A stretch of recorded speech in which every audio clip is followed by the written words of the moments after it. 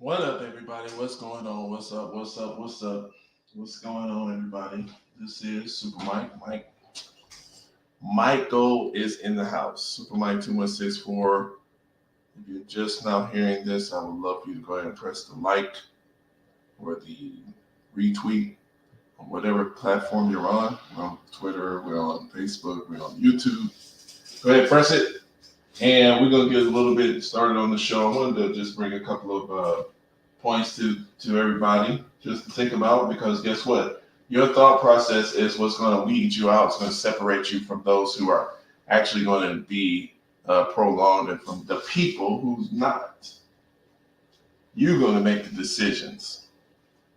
So right now, I wanted to try to get into how do we pull out a win for Black America? Because if you start looking at the history, especially the history that we're exposed to, uh, most of us, especially in this dilapidated education. I mean, they tell you one thing, but it doesn't really plan out, does it?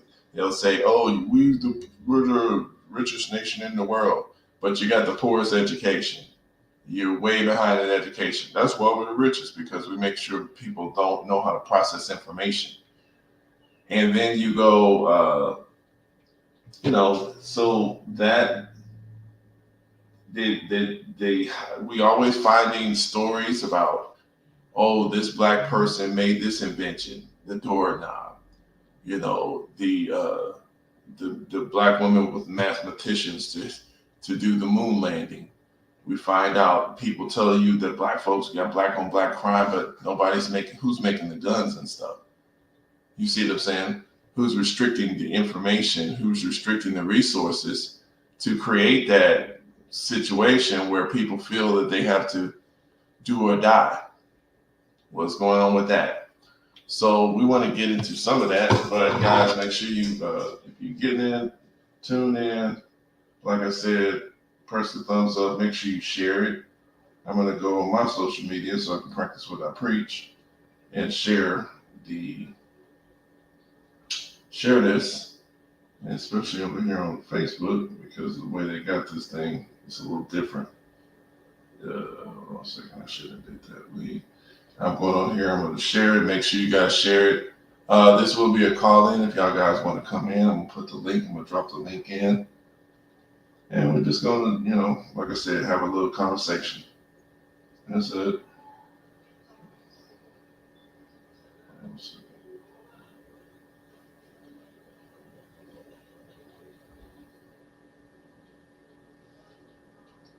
We're going to go over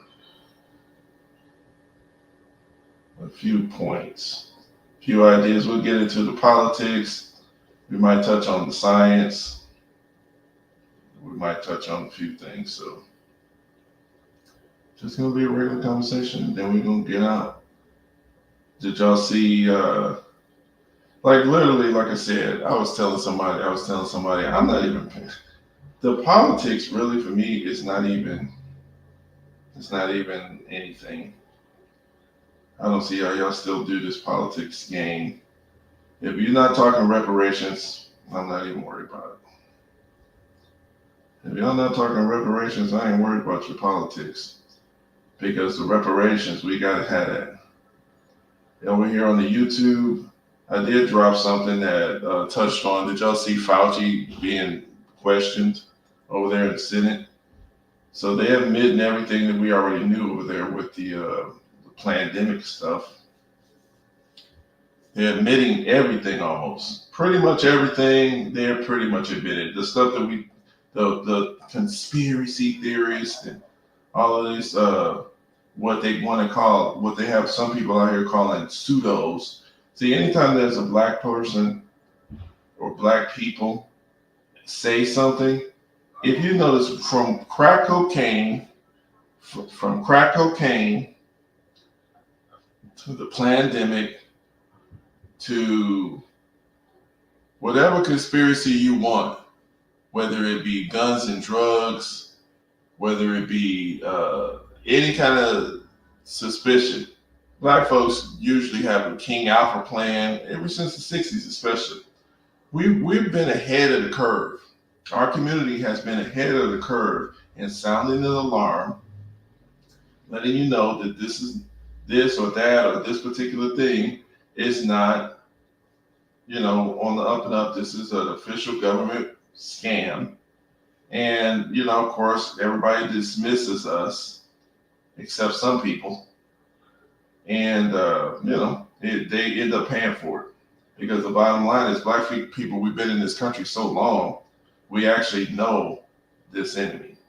We know these people. And so we end up, being able to see the signs because they have a certain plan, they have a certain pattern to how they roll out, uh, you know, deception. And so it ends up, we're a lot of us are able to see this thing. But one of the things is if they take so long to roll it out, what ends up happening is we end up doubting ourselves. We doubt the people that are trying to warn us, and then a lot of us end up falling for it anyway. So they end up falling for it anyway. So that's that. So anyway, let's get into some stuff here. Let me just drop and just wait for a few people to try to come in. But right now we're just kind of posting through the social media, webverse. Like I said, if you guys want to come up, you just tell me to press the link and we'll go ahead and press it. I do want to go over here to this. I want to start off with this, with a little culture. So right here let me share this screen. Let's start off with this little culture. And I like this. See, with hip hop, shout out to Tariq Nasheed. He released a movie called Microphone Check, which makes sure the Black American narrative about the origin of hip hop is on record. It was on official record, Global Review. This is the official record because we know the pattern of our adversaries, and we actually understand how to fight them. And most of the fighting is going to happen without bloodshed. You have to fight in a different way. So a lot of us think that you can just brute force. That's not our way. Our way is intellectual. That's where we win. And that's the level, that's the most important level, actually. So Tariq Nasheed, let me share this here. He released this movie called Microphone Check, which I haven't seen, but I did donate to it. But it just shows you how, hip hop is just a natural outgrowth of Black folks. Also, other people relate to it. So they're going to get into the spirit of it, and they can create their own stuff too. But even though, even not just hip hop, but just our art forms and just our art form of music in general, our art form of music in general. For example, we can see this here. Let me show this.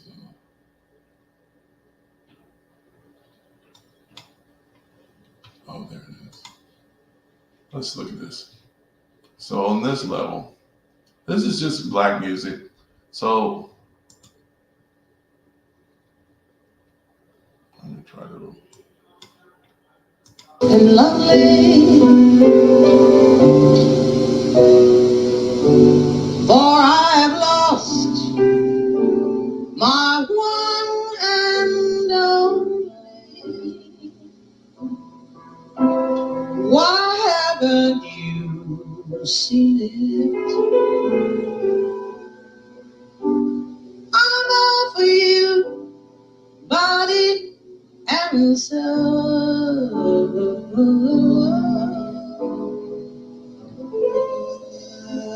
I spent my days in longing. I'm wondering why it's me you're wronging. I tell you, I mean it. I'm all for you. Body and soul. So I just play that just to show us, you know, when black folks have control or more control over our art form, it's a beautiful thing. But nowadays, you see, this is Carmen and that's Sarah Vaughan. But you have replaced these white supremacists because they have so much control over the face of our industry. They will actually get somebody like a Cardi B and a Meg, they call the Stallion, to represent how we are nowadays. And because of the way the art form and the science of rhythm and the science of music is, we end up showing out like that because it can actually pull us to mimic what we see. You see what I'm saying? So this right here is hip hop is underground. It's a brother that just came and that's one of the good things about the internet because you can see variety.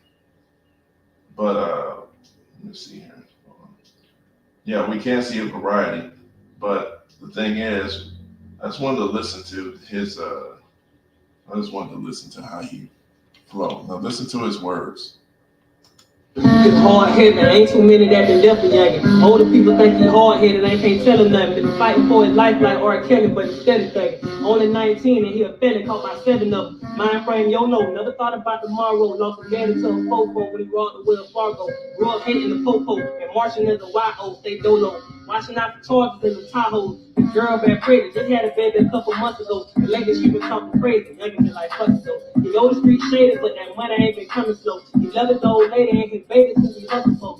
Every other day it seems like she just keep fussing though. Used to only call him late. Lately she been cussing more. His mind she try to touch, don't wanna be a single mother though. Even when they ain't have much, they always had each other though. His lady keep on telling him, you need to leave the game alone. He was about to sit, settle down, know what she waiting on. So one night they at home and he was just about to lay that phone. His cousin called, told him about the lit that he done came upon. Some niggas from out of town, got them pounds, and listen dance too. Say he ain't gonna rob him, this is rounds, he gonna grab a few. They brought the price down, so they don't mind him making fans too. Everybody brown, we all shine, that's how fam do. They can say, alright, cuz over in a minute, I'ma smash through. Run the phone up and told the girl, quit looking mad, boo. He ain't wanna fight, but he can tell she in a bad mood. She begged him not to go nowhere that night, cause she can't stand dude. He got a key, walked right out the door, not even saying bye. Got a couple G's, so you know he had to bring his fire. Met a cousin Reese up at the store, but he ain't see the guys. Reese jump in with bro and said, we about to go and meet him now. The niggas in a different hood, they pull up there and both it out. He trying to see if everything good, so we smoking out. Baby mama blowing up his phone, they going to the spot, they walk inside the townhome. His cousin pull a 40 out.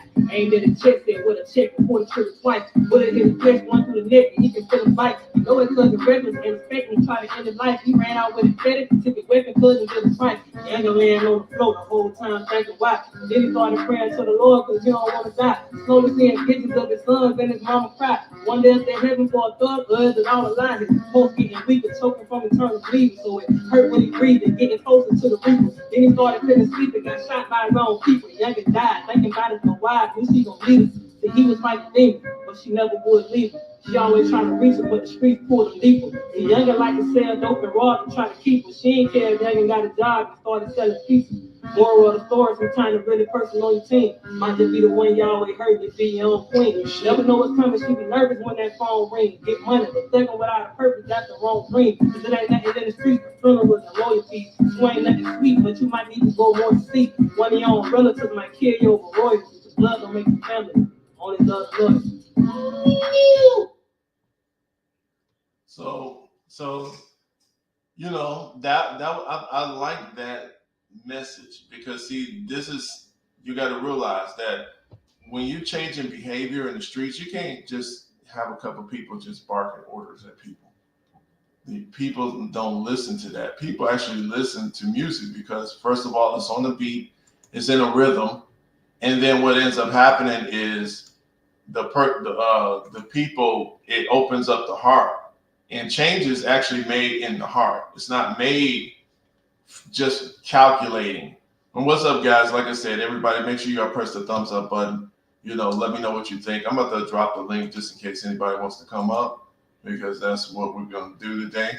But we're just going through a few things, culture things. That's just the culture. See, those just natural lyrics and natural stuff that comes out of black folks. These are the things that we control. So hip hop, just because we see it on TV and this disgusting stuff, and the way they display the way black people do music to the world, it's not real. This group of people that's being basically the skunk of the planet Earth, and we were told that, but we didn't listen. The skunk of the planet Earth, basically, these folks are there. That's what we have going on with a lot of the turmoil in the Earth, is because they created such a big imbalance that it's got to get we got to go through some stuff, wars and all that kind of thing. But yeah, so anyway, let me and like I said, what I like about him is he told that message like, bro. But what I didn't like is he kind of points you against your own blood. But it does kind of think about like, look, real family is love and loyalty. So you got to look at what people do. You can't necessarily just go by what you think's supposed to happen. You got to look at what people actually do. And that's a pretty good message of survival, because sometimes people disrespect their women. There's a lot of talk out here with the black family. Let me listen to this, because I didn't really hear this all the way. We listened to something here. I guess something's going around in political land media-wise. But Joy Reid, okay. Let me see. I'm going to find it. Let me see. So we got to stay. So this is it. Now, like I said, guys, I don't care nothing about the little politics as far as the little voting and conservative and versus the liberal. That's for white folks, in my opinion. But black people, we have our own conservative and liberal, but the conversation must be who's going to control the resources for us. Now, if you get into the white American conservative and liberal debate, they're arguing about which way they're going to use the resources that they control. But you're not going to control it as a community. And the thing is, if you're living in their community as a guest, let's say this guy, see, this is what's wrong here. Let's listen to this.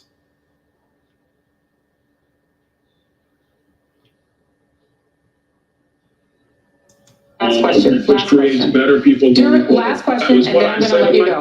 Last question. We're out of time, but I'm going to give you one more question. During Jim Crow. So first off, you got the black woman, the black man.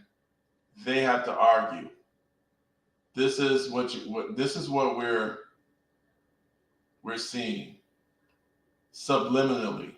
We have to see the black woman argue with the black man. So let's start that again.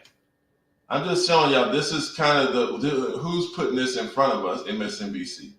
Now, do black women always argue with black men like this? No, this is not real. Like I said, this is like Cardi B and Meg Thee Stallion versus Carmen and Sarah Vaughan. This is not real black culture. But this is the manufactured fakery. It's becoming real for many people, because one of the problems with today is we do get a lot of our we do get a lot of patterns from media because of the destruction of black family. But let's look at it. Last question. Which creates better people. Last question, and then I'm going to let you go. Last question. We're out of time, but I'm going to give you one more question. During Jim Crow, could your family have existed? You are in an interracial marriage. Your wife is a white conservative activist. Could your family have existed at all during Jim Crow? No, it could not, Joy. And we all know that. But that's why I am blessed to live in America today as opposed to America during that time. But we cannot ignore the realities of not having fathers in homes. That is important for Black people today and all people today as we move forward for a better America. We are out. All right. So what's up? What's up, Leroy? What's going on? There it is. There it is. You can hear. I can hear you. Yeah. So you hear this thing with Joy Reid and them. Yup. But the thing is, my thing is with this. See, with this one here, I'm looking at what they're actually saying plus the subliminal. So the subliminal is Black men and Black women always arguing in public. Okay, they don't say that, but this is what they're showing us. It's not always true, and it couldn't have always been true. Otherwise, we wouldn't have that many Black families together.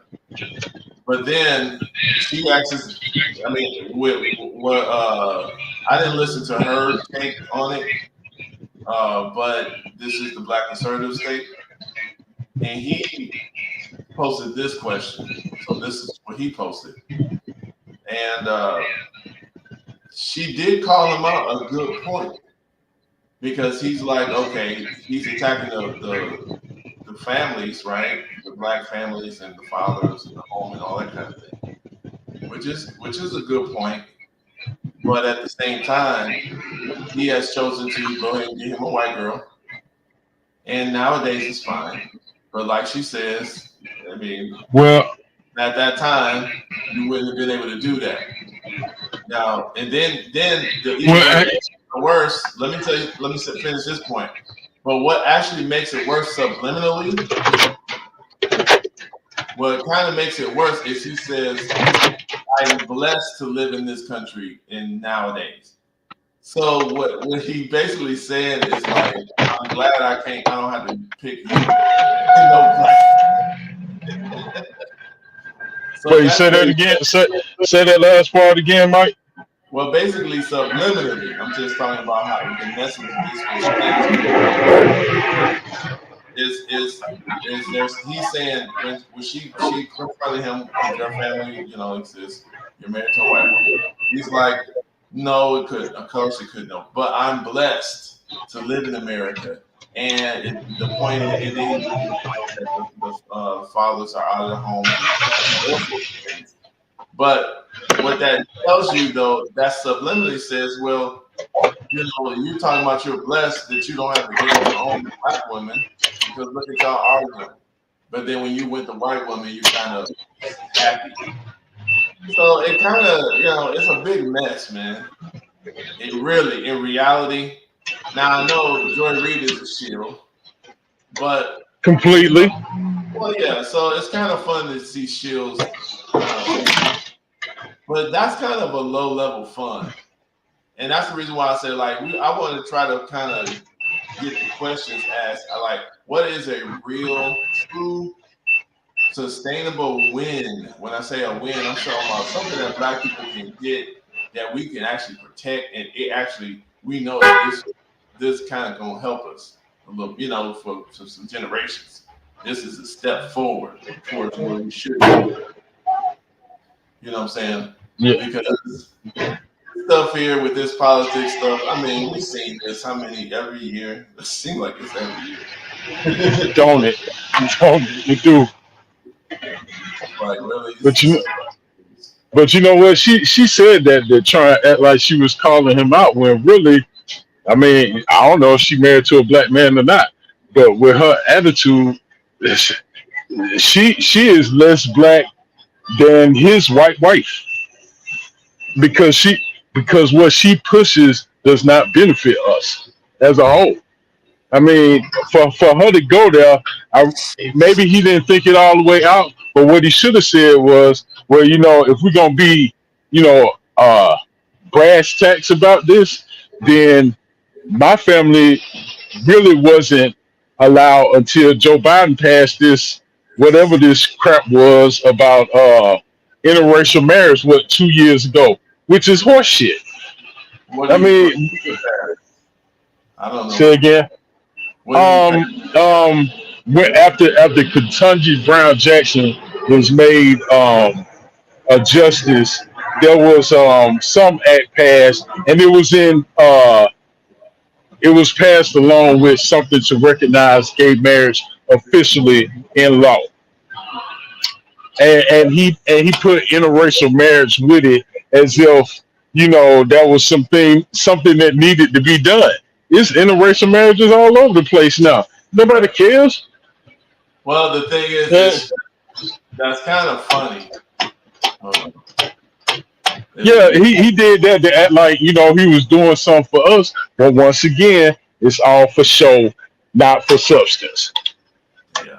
That's Shit all. is fucking ridiculous, man.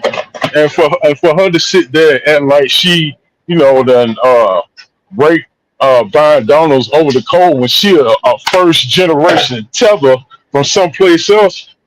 She came over here, or her parents came over here, and they had her here. So it's not like you. If you watch the whole interview, she said, "Well, I talked to a black person that grew up in Jim Crow era, and she got some information from them because she couldn't talk to her parents because they weren't here. Right. They didn't experience it. They don't have the lineage to draw from to say, well, yeah, it was X, Y, and Z. Right. I Phil Scott, he just did a program. It was about 58 minutes. He talked to some older black people, and they told him the exact opposite. They said that yeah, our families were together. That he said he asked them when was the best time for black people. They said the 50s and the 60s because we were together. We worked together. She don't acknowledge that. Hmm. Yeah, she Yeah. wanted to go with what she been told, and Trump is racist. Meanwhile, she got a blonde wig on, looking like him.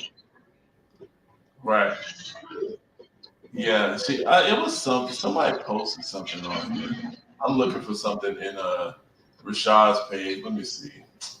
I was trying Well, to. why you looking for it? Let me say this, man. It's wearing off.